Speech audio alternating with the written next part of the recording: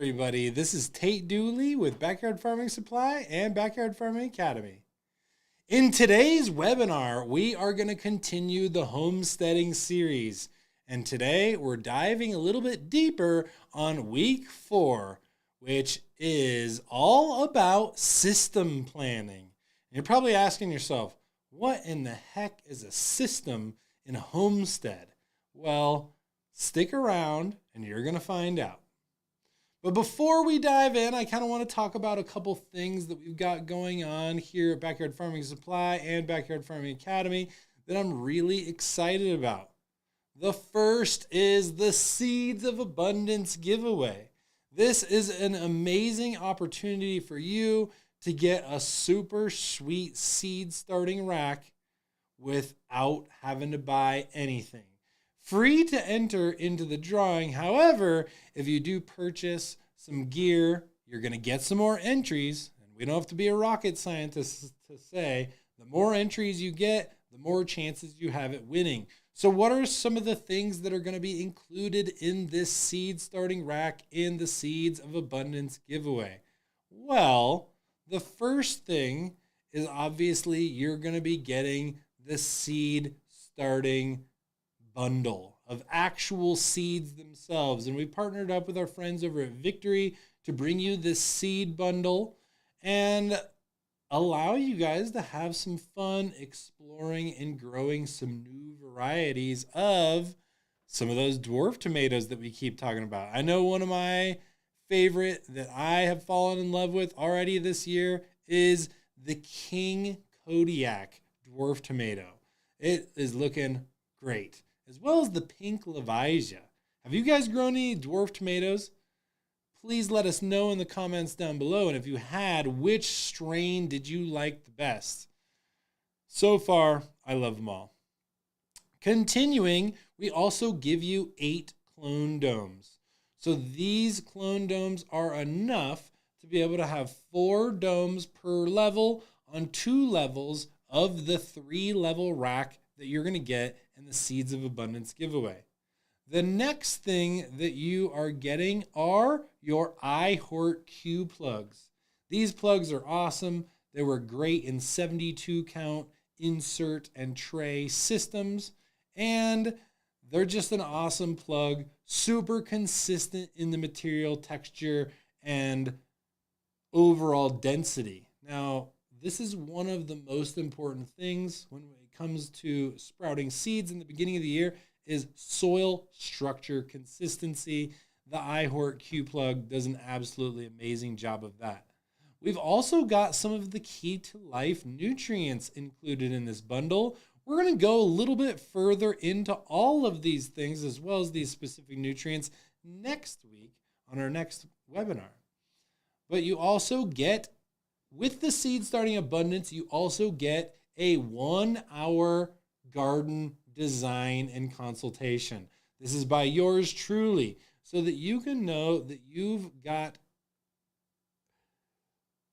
the right set of eyes looking at your project and hopefully helping to avoid you from finding and steering yourself towards some of those mistakes that we will encounter in the first 1 or 2 or 3 dozen gardens that we build. So it is a good opportunity for you guys to save some time, therefore save some money, get to chat with me, get to hang out, and have me massage your garden design a little bit into place. But you also get your seedling rack, and this is a standard 2-foot by 4-foot rack that's about 6 feet tall. It takes up a really small footprint and can ultimately grow a lot of seedlings. But you also get the Seed Starting Blueprint Masterclass. This course is an amazing way for you to instantly level up your seed starting game by just getting the knowledge from us who've been down this road for decades now with hundreds or thousands of growers and helped them to dial in their seed germination, whether it's on a commercial scale or even an apartment scale or right in between on a standard back, side, or front yard farm. So make sure you jump over to BYF Supply or backyardfarmingsupply.com to be able to grab yourself some entries. Whether you're doing a free entry into the Seeds of Abundance giveaway, or you're buying an easy cloner or some dwarf tomato seeds, you're going to be able to get a good amount of entries and a good amount of value, as well as be supporting us. I just got to take that moment to say thank you guys. This dream that we're living here started as ours, but it's grown into ours. And it's because of all of the support that you guys have given us over the years. Thank you very much. Your support means everything to us. You are highly appreciated. Let's keep diving into today's webinar. So we've got week 4 in the books. And it's funny, when we first started planning this, it seemed so far away, and 4 weeks flies by like nobody's business. I bet you guys can agree. What fills up your time that ultimately keeps you from gardening? Is it your systems? Because systems are, in general, put into place to allow everything to be more optimized and more efficient. So today, we're going to be going over our homesteading system planning, and that includes understanding how to plan our systems and what to plan them around, as well as mapping and prioritizing the systems that are going to save us a whole bunch of time and effort versus the systems that buy us a little bit of time and effort. But also how to create a sustainable cycle. How do we design our system or our cycle of systems to be able to optimize each other to ultimately allow us to enjoy our garden a lot more? And finally, what are some practical tips and strategies when implementing and building some of these systems, and what type of ripple they're going to cause in our garden in general? So it's always encouraged for you guys to ask questions, throw a comment down below, shoot us a DM, or even email us at info@byfsupply.com. But let's keep rolling with our Homesteading 101 series. And speaking of keeping the series rolling, we do have 2 more weeks on the books. And hopefully you guys are watching along on all of these and have noticed, whoa, this thing is expanding. Yes, it is. And this is the nature of the beast. We keep getting more requests from you guys for more things that you want to hear, as well as we keep coming up with our own ideas like week 5. Week 5, we're going to go into extreme detail on the Seeds of Abundance giveaway, and more importantly, the rack that we are using currently in our backyard farm, as well as trying to bring to your backyard farm via the Seeds of Abundance giveaway. So make sure you get entered into that. I can't say it enough. And thanks for throwing some extra seeds and some extra gear on there to not only get yourself some entries, but to support us, our cause, our mission to teach the world how to grow bigger, better, more delicious food. And week 6 is, what do we do with those seedlings after they come out of the rack? Sometimes our seedlings stay seedlings because we don't turn them into big plants. So week 6 is going to be all about how to grow big plants. And if you just want to turn your seedlings into the biggest plants possible, this might be one for you, because I know for a fact that if you can go out to your garden with a bigger, better, badder plant that's already fruiting and flowering, you're going to take that over a small little seedling that you spent money on to purchase from the box store. So, what else would you like to learn? Are there any other topics? Are there more homesteading issues, solutions, or problems that you want to discuss? Let us know. Drop a comment down below and allow us to bring more topics around the homesteading entire journey in cosmos to allow you to take control of feeding your family better, more delicious food. Speaking of growing more better and delicious food, the seed starting blueprint is going to be an absolutely crucial piece for you. Are you sick of seeing your seedlings looking like that? Well, make your seedlings look like these with the seed starting blueprint. We go through all the equipment, pro tips, seeds, transplanting, hardening, and a whole bunch of other pro tips so that you guys can maximize your seed starting. We've got a crazy discount going right now. Click the link down below this webinar for a limited time discount on our bundle included with the seed starting blueprint worth up to $1,297. There's a huge discount going right now, but I can't even say what it is because they'll get mad at me.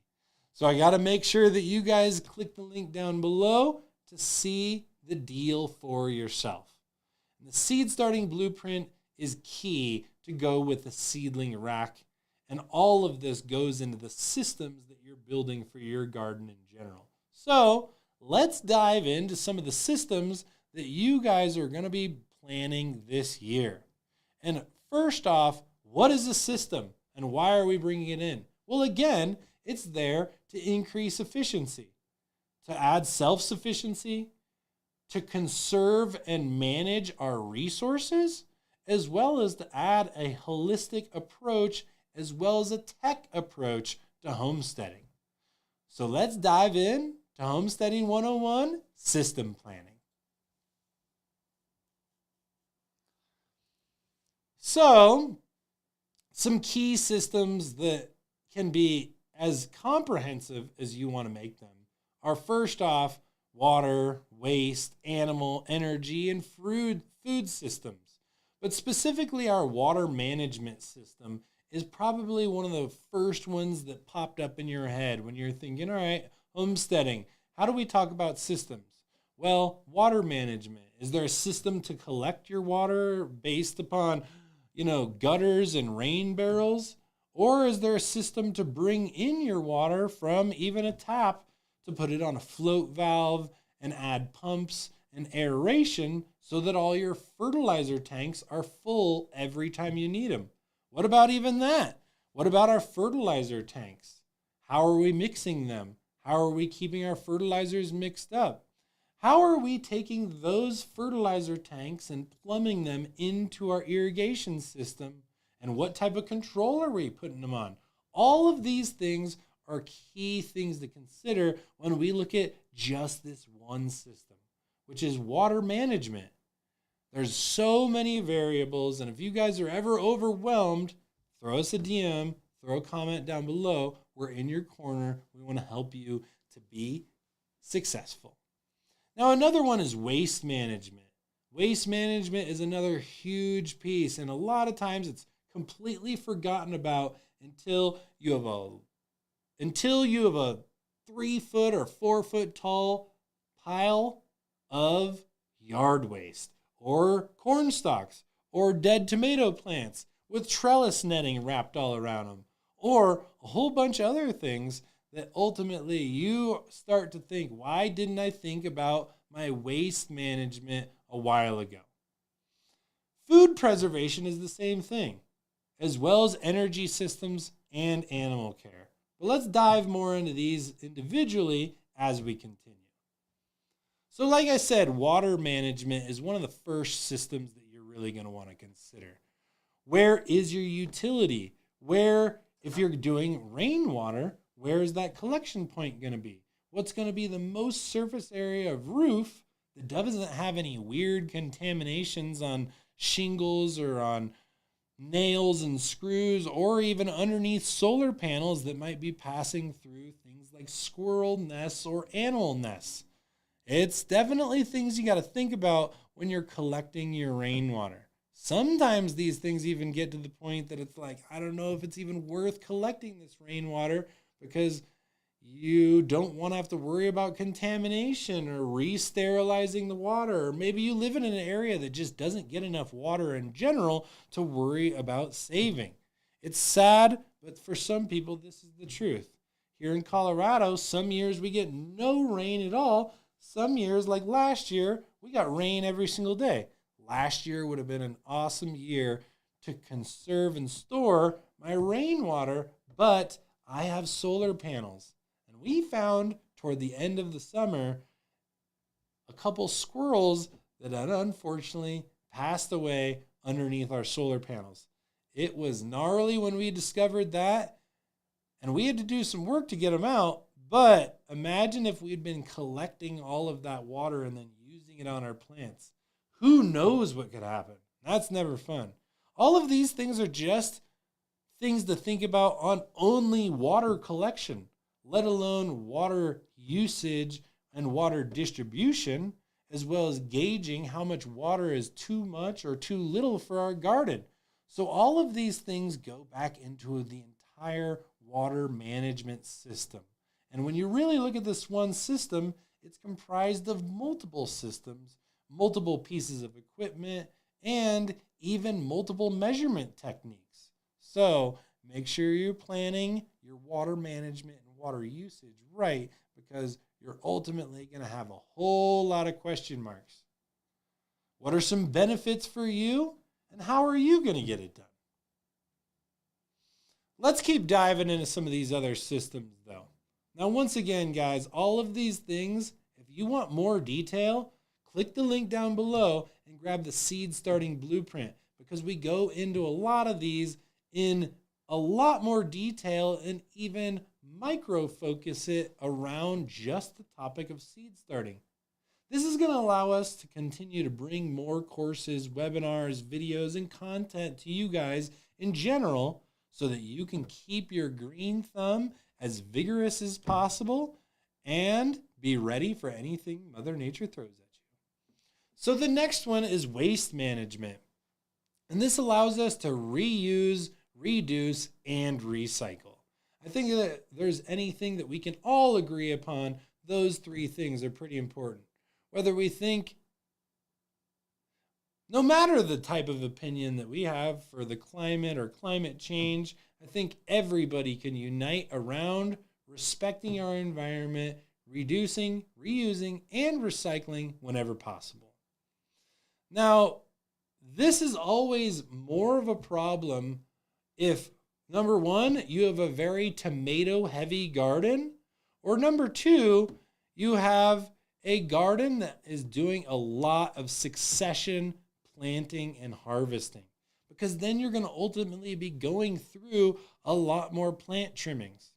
We all know peppers don't need too much trimming, especially after their first trim or two has already been done. You can kind of just let them coast throughout the rest of the year. But your tomatoes, especially if they're indeterminate, you just keep trimming them. And I got to tell you, that's why I've fallen completely in love with growing dwarf tomatoes, because dwarf tomatoes only really need one or maybe two trims in the very beginning of the year to set them off right, and then no more trimming, versus all those indeterminates and some other things in your garden that it just seems like you put more work into them than you get fruit or vegetables out. And that's never fun, but it's still a thing. So how do we manage the waste from things like green source trimmings and plant clippings out of our garden versus brown sources like dirt or leaves or other decomposing plant material that is stuck in your garden? Well, you really need to look at how much of each is being created. If you're mainly creating green waste or you're mainly creating brown waste, target those specifically. It's also something really important to evaluate your other systems, like waste management. Maybe in this particular case, you're like, I have nowhere at all to compost. I don't want to put my neighborhood at risk. I don't want to put my property at risk by creating a compost fire, which I highly support. Thanks for being an environmental steward. And sometimes not doing things can actually be a bigger return on investment than doing them. But it depends on you, your system, your land, and your time. So if you don't have the ability to be able to compost, you're going to need to source a green waste bin. And there's a lot of different companies that do things like this. Usually you can type in green waste around me and it'll be able to help you to find a company like that. They'll usually just bring out a whole nother trash can. And in my years that I grew indeterminate tomatoes, this was something I was considering for sure. Now, since I've switched my type of tomato to dwarf tomatoes, my trimmings and my waste, especially on the green side, have gone down tremendously. That overall leads to less brown waste as well. And ultimately, this helps me to manage my waste when we look at just tomatoes specifically. Now, a lot of times we need to look at waste management for each thing individually. Waste management for a chicken coop is going to look something a lot different than management for a dwarf tomato patch and everything in between. So get creative, really think about the amount of work that you want to put in for what you're getting out, especially on a time scale and a monetary return on investment to really maximize what systems you bring on board. Even myself, on paper, growing chickens and having chickens would be amazing. But at my house, it just doesn't work. I don't have the space for it. I would ultimately probably be less liked by my neighbors because I'd have chickens squawking at them, waking them up in the morning. And for my family and my kids, they'd probably even be more mad at me because I'd have to go take care of them.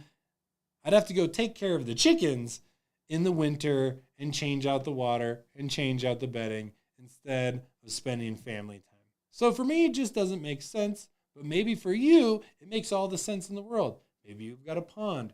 Maybe you've got a nice spot for a chicken coop under a big tree way far away from a bunch of houses.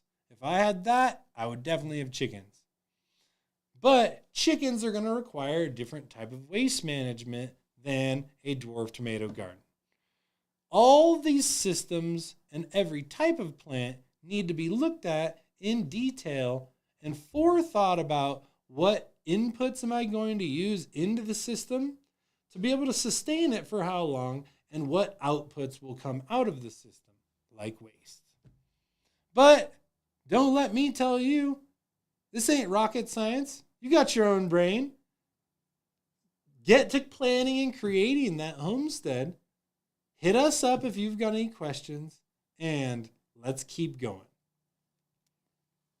So another big one is energy systems. Our energy systems are some of the most important things that especially return on investment.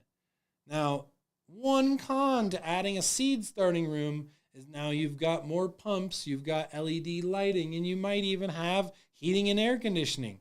All of those things are going to add cost.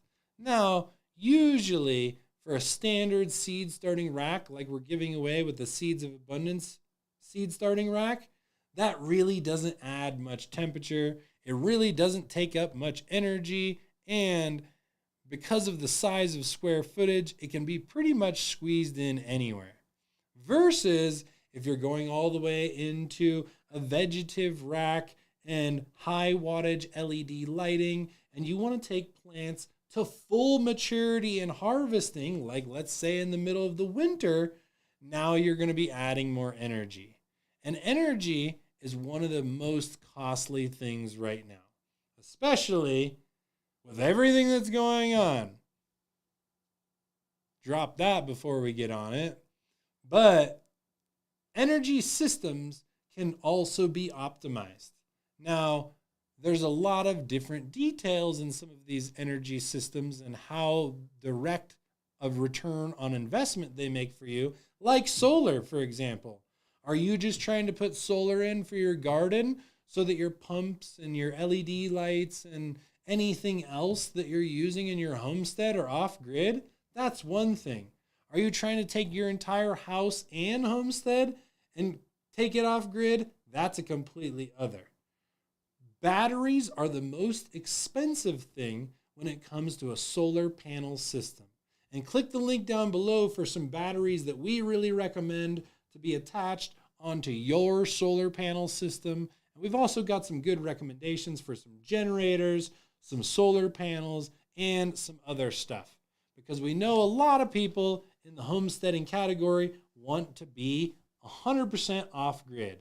And more, that sounds better to me than being on the grid. So the more the merrier.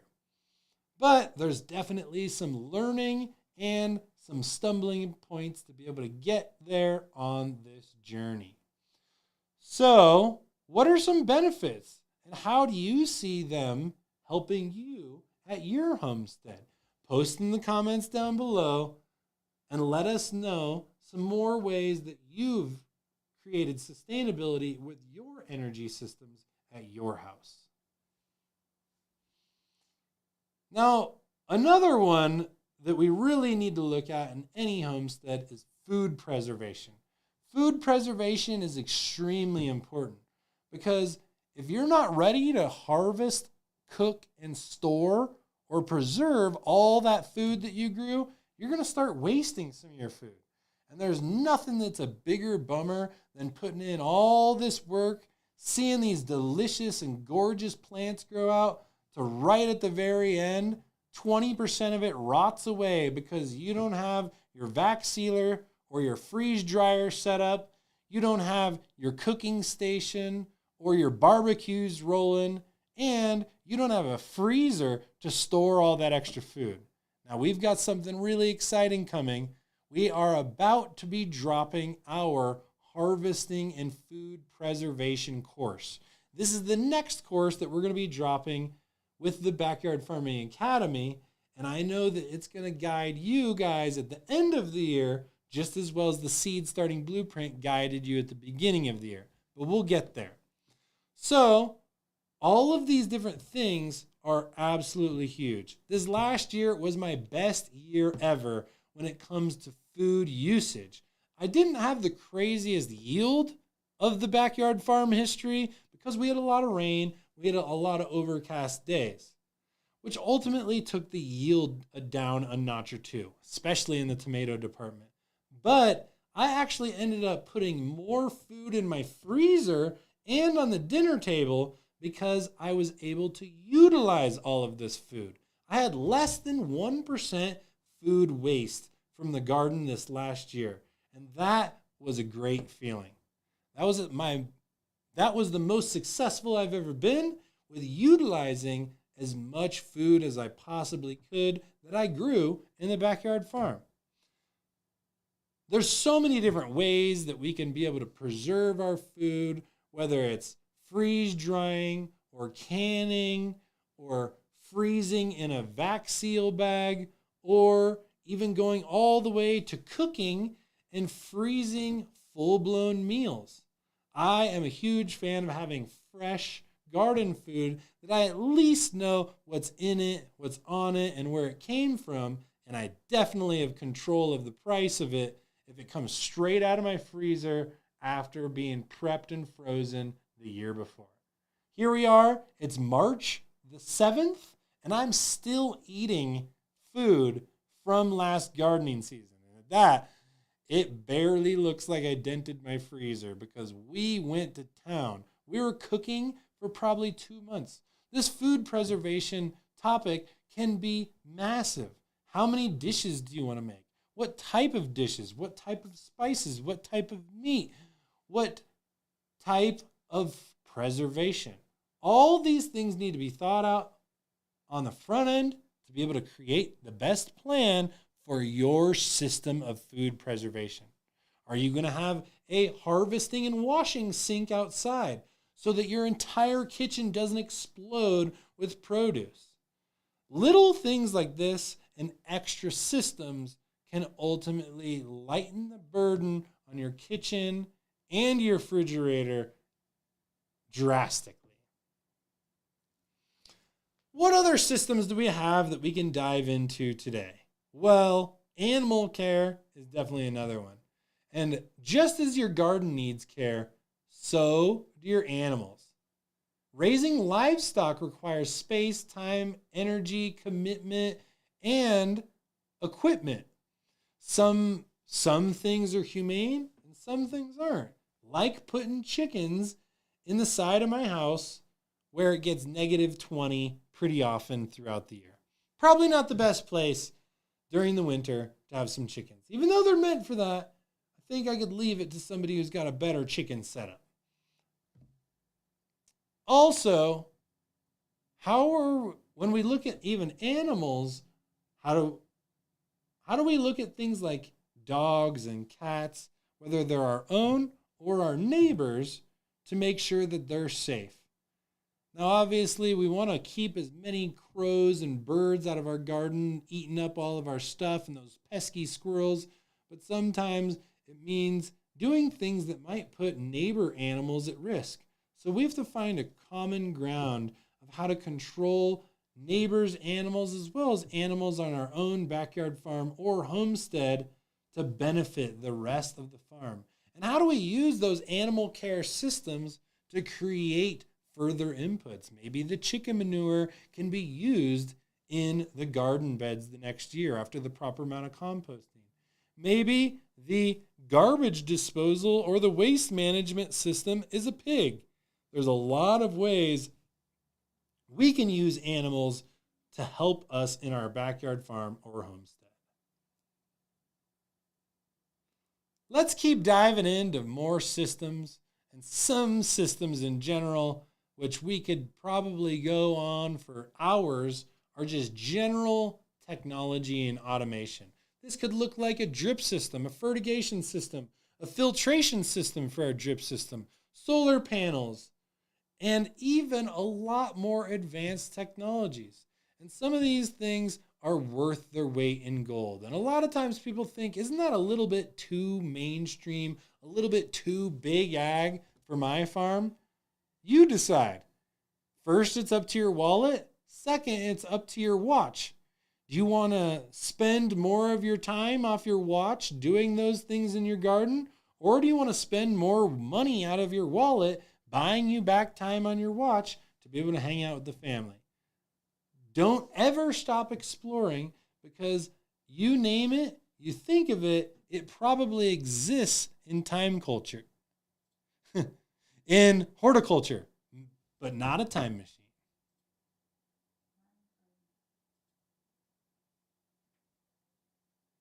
I don't know. Why are we frozen? Are we frozen to you guys?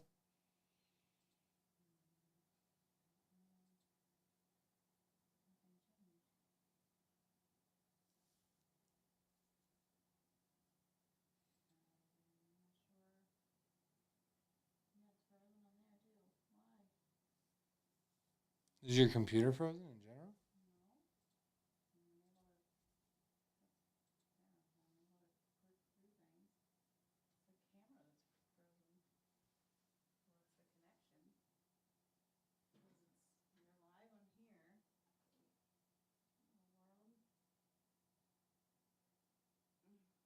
Turn it off and on. Mhm.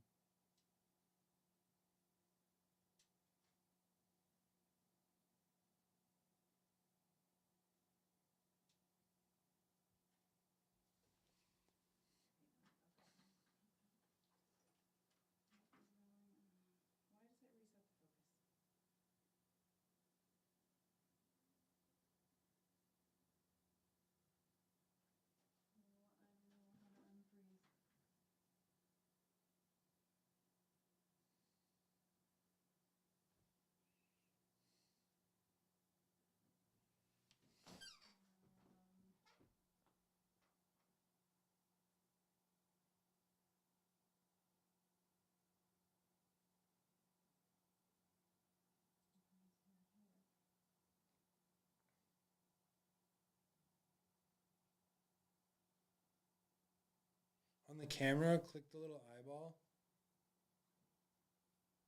No, on the menu, by where it says camera, the little eyeball.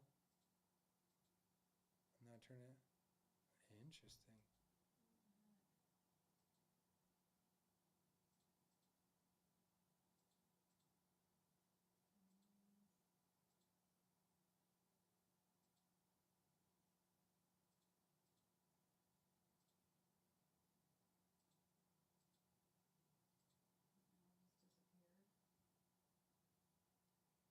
Do we have to pick up like tomorrow at part 2, technology and automation?